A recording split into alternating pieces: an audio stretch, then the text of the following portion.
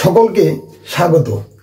আজ আমরা 5 দ্বারা দশমিকের ম্যাজিক ভাগ শিখব।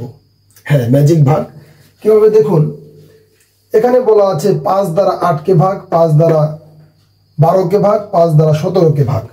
আমরা 5 দ্বারা যদি কোনো সংখ্যাকে ভাগ করি সেটা অনেক সময় মিলে যায়, অনেক সময় মিলে না। যখন না মিলে তখন দশমিক আকারে রূপান্তর করতে হয়। তো এভাবে আমরা কিভাবে দেখুন, 8কে যদি 5 দ্বারা ভাগ করি তাহলে সেটা তো যাবে না, মিলবে না, বিভাজ্য হবে না, তখন সেক্ষেত্রে দশমিক হবে। তো কিভাবে দশমিক সংখ্যা খুব সহজে অল্প সময় বের করা যায় দেখুন।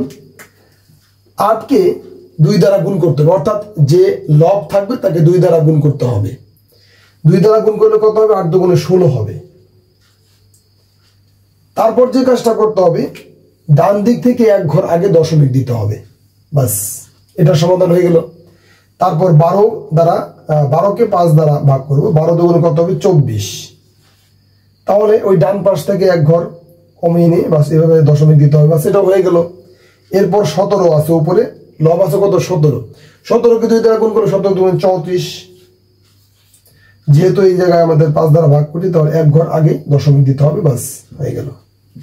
এটাও তার সমাধান। এখন এই ম্যাথগুলো যদি বুঝে থাকেন তাহলে বোর্ডে দেওয়া এই ডাইন পাশের ভাগগুলোর উত্তর কত হবে আমার কমেন্ট বক্সে জানান।